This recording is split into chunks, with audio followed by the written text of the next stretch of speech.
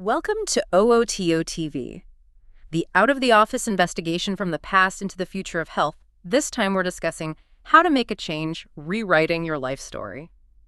Hello, everyone. I'm Sue, and I'm absolutely thrilled to be here with you today for this truly fascinating exploration. And I'm Bob, ready to delve into some incredibly insightful material with you, and of course with you, our listener, on a topic that touches, well, every aspect of our well-being.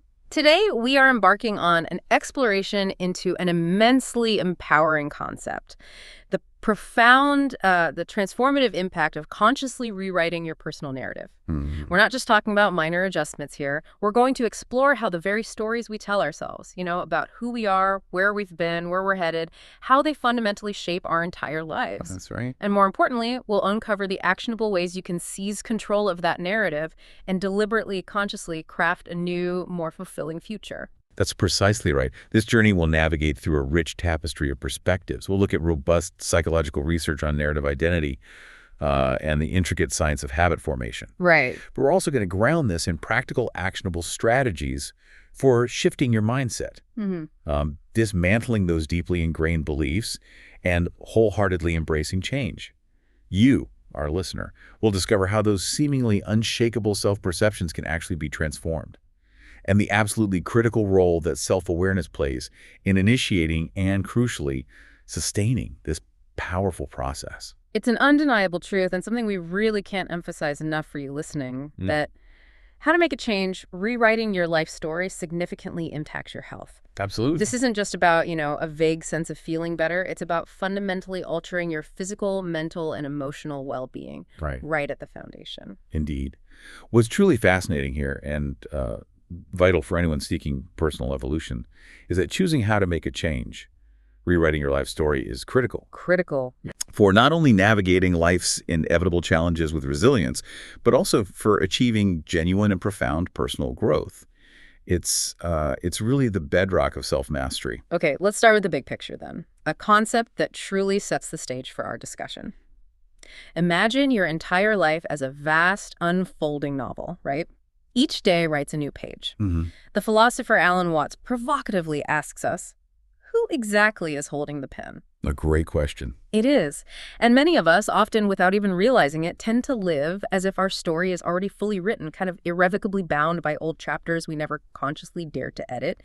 This deep-seated idea of, this is just who I am, this is how it has always been, and this is how it will always be. Well, it can become such an incredibly powerful, almost subconscious force shaping our every decision, every reaction. It's a profound thought. And what's truly fascinating about this story is that at its core, it's simply a deeply ingrained set of beliefs we hold about our lives, about ourselves. Right. And while we do, of course, write parts of our own narrative, Tony Robbins, who's a leading voice in human potential, he really highlights that much of it gets inadvertently scripted by external forces. Our friends, our family, the societal expectations we just absorb, even the environment we inhabit. The real challenge, the crux of the matter, arises when we simply live on autopilot, passively accepting a story that, maybe if we look closer, isn't truly serving our highest potential or leading us toward genuine fulfillment. That resonates so strongly with me, and I'm sure with many of you listening as well. It's a concept perfectly illustrated by Michael Hyatt's compelling personal anecdote about his early career struggles. Oh, yeah. He vividly described feeling in over his head this pervasive sense of inadequacy that wasn't just mental, it actually manifested physically. Wow. He experienced constant debilitating anxiety and fear showing up as profuse sweating and ice-cold hands before important meetings. That's intense. It really is. And Hyatt's pivotal realization was that the core problem wasn't his body's reaction itself, but rather the deeply ingrained, self-limiting, bad story playing on an endless loop in his mind. Ah, the loop. Exactly. This narrative whispered, you are too young for this job. You don't have the experience. It's just a matter of time before everyone sees it. This clearly, powerfully demonstrates how the stories we tell ourselves can have such a direct and impactful, even physical effect on our lived experience. His experience leads us to a crucial question that Hal Shorey, writing in Psychology Today, expertly unpacks. Who or what, precisely, is the I that struggles to change? Good question. Shorey explains that who you are is a story or narrative that largely gets written early in life. Our initial programming from influential adults, well, it forms the foundational base of our personality, effectively shaping our fundamental rules and assumptions about how the world works. Our baseline programming. Pretty much. Yet, and this is the hopeful part, he posits that the deepest core of us, often referred to as our soul or consciousness, remains fundamentally intact and unaffected. This suggests an inherent and boundless capacity for transformation that lies far beyond these initial, often limiting scripts we've internalized. There's something deeper that can change. This brings us to a point that is truly where it gets really interesting for you. Targeting how to make a change. Rewriting your life story results in significant impact on mental and physical health. Yes, this is key. This isn't merely a metaphor, as you noted earlier, but a profound and scientifically validated psychological reality. Tony Robbins connects these limiting stories directly to deep-seated pain and disempowerment. He does. He eloquently illustrates this by citing Martin Seligman's groundbreaking work on learned helplessness. You might have heard of this. Seligman's work is foundational. It is. Seligman's research showed that when people or animals are exposed to unavoidable loud noises or, difficult situations, they eventually stop trying to escape, even when escape becomes possible later on. They just give up. Exactly. They adopt the paralyzing story of being utterly powerless. And Seligman's 3 Ps of learned helplessness, pervasive, permanent, and personal, are really key here. Can you remind us what those are? Sure. Pervasive means believing the problem affects everything. Permanent means thinking it will never change. And personal means believing it's all your fault. Right. And those 3 together are just crushed. Totally crushing. They describe how we internalize negative beliefs, making them feel all-encompassing, unchangeable, and our fault, effectively blinding us from opportunities and pathways to freedom. This truly highlights how crucial it is to not only recognize but actively address and rewrite these self-defeating narratives. And it's important to maybe pause here and consider the inherent difficulty, right? While the idea of changing your story is incredibly empowering, for many, these narratives are so deeply embedded they feel like objective truth. Absolutely. So that initial step of even recognizing them as stories, not facts, that can be a significant challenge in itself. It requires real honesty.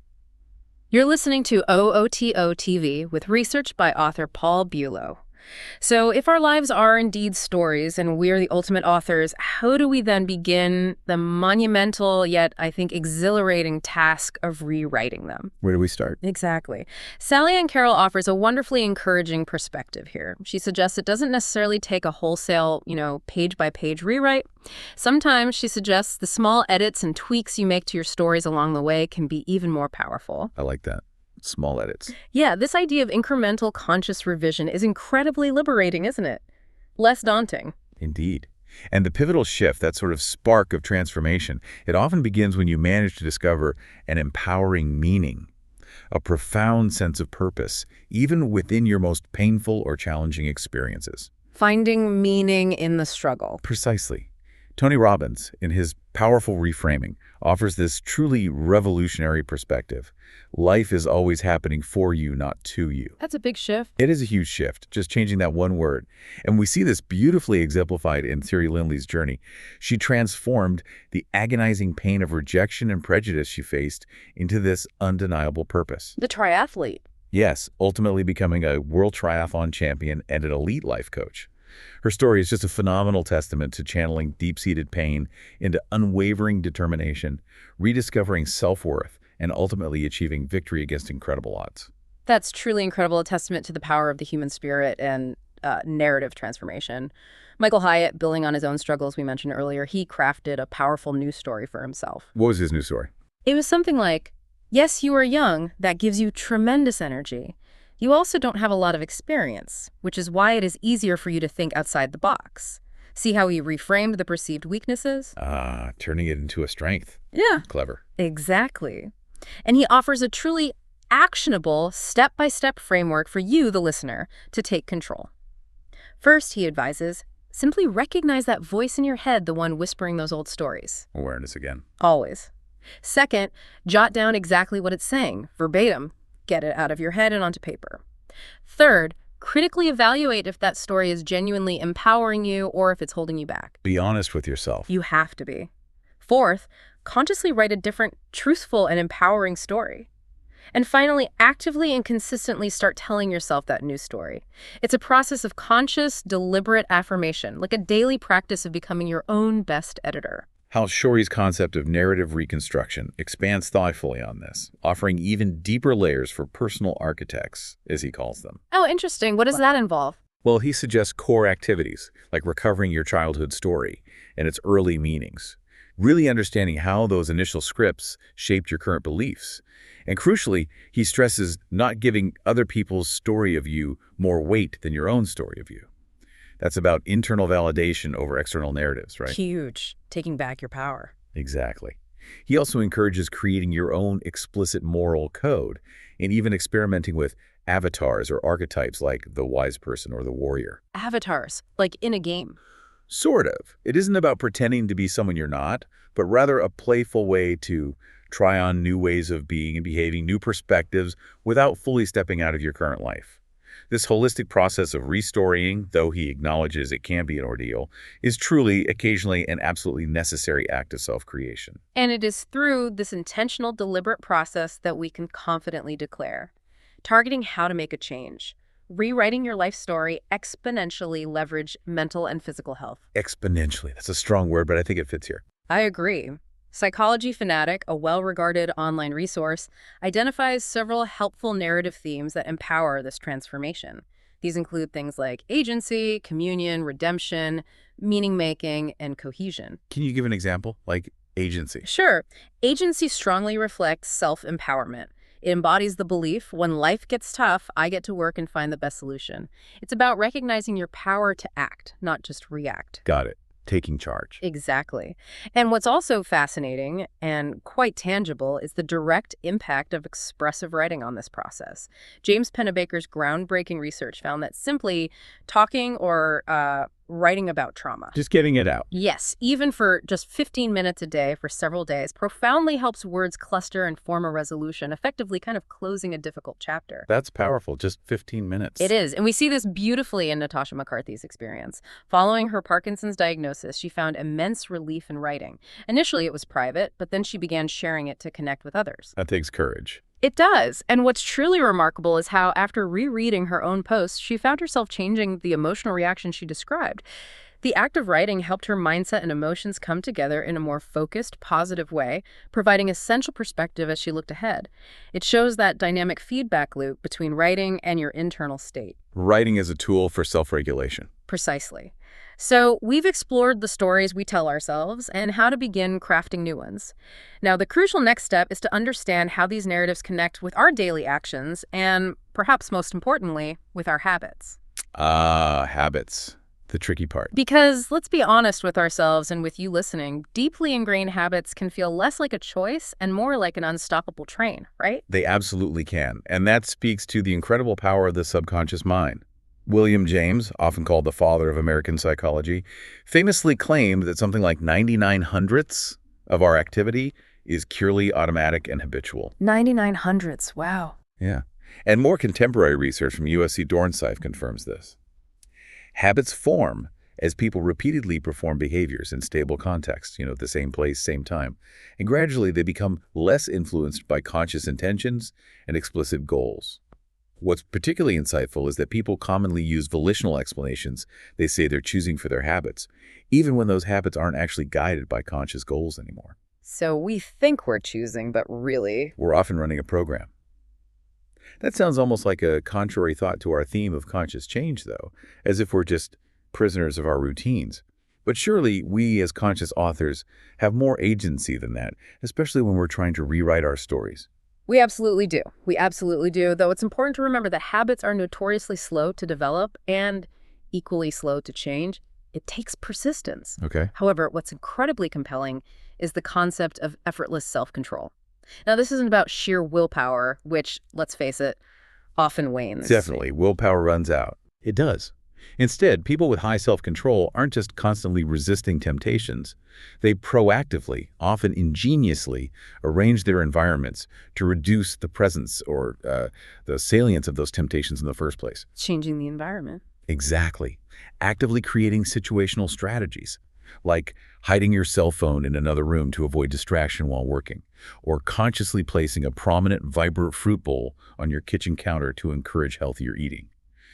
These deliberate changes in what's called choice architecture can lead to powerful rip currents of psychological change, making it significantly easier to maintain new desired behaviors without those constant battles of will. That's brilliant. It really highlights how targeting how to make a change, rewriting your life story specifically for your needs, can build healthy routine and habits. This strategic shift in environment is unbelievably powerful. It really is. Furthermore, the habit discontinuity effect demonstrates that interventions aimed at behavior change are significantly more effective when implemented during major life course changes. Like moving or a new job. Exactly. Moving to a new city, having a child, changing jobs. Why? Because these events naturally disrupt old environmental cues and ingrained routines, opening a crucial window for new decisions and new habits to take root. Ah, the disruption creates an opening. Precisely. A classic example is the London tube workers' strike. It forced commuters to find new routes. Even after the strike ended, a significant 5% of those commuters permanently adopted more optimal routes they'd found by necessity. Just because they were forced to try something new. Right. This isn't just about willpower. It's about leveraging moments of disruption, whether external or internal. This then raises an important question for you listening. How can we become more aware of these deeply ingrained, often mindless habits, especially when we're not undergoing a major life transition like moving? How do we create that disruption ourselves? Good point. The Tasmanian government's fact sheet on mindfulness offers a clear pathway. It starkly highlights that statistic again, up to 95% of our behaviors are based on habit. And crucially, that simply resisting resistance only generates more struggle and frustration. Fighting it makes it stronger sometimes. Often, yes. Mindfulness, in its essence, helps us elegantly separate habitual resistance, just the automatic no, from legitimate concerns or genuine obstacles. It creates the space for conscious choice. And mindfulness at its core is simply about focusing on the present moment, purposefully concentrating without judgment. It's a practice that helps to clear your head, slow down those racing thoughts, and significantly enhance your ability to cope with stress. It sounds simple, but it's not always easy. True, it's a practice, but the practical steps are remarkably clear and accessible. First, recognize that things are constantly changing and gather information about those changes driven by genuine curiosity, not fear or anxiety. Curiosity over fear, I like that. Second, become acutely aware of any resistance arising within you. It's a natural human response, so just acknowledge it without judgment. Third, observe that resistance, try to understand its roots, and then mindfully choose your response. Will you embrace the change, skillfully influence its direction, or consciously decide not to accept it? So you have options even when facing resistance. Exactly. Finally, take action, accepting that ongoing spikes of resistance are normal parts of the journey, and identify the support you need to sustain your chosen path.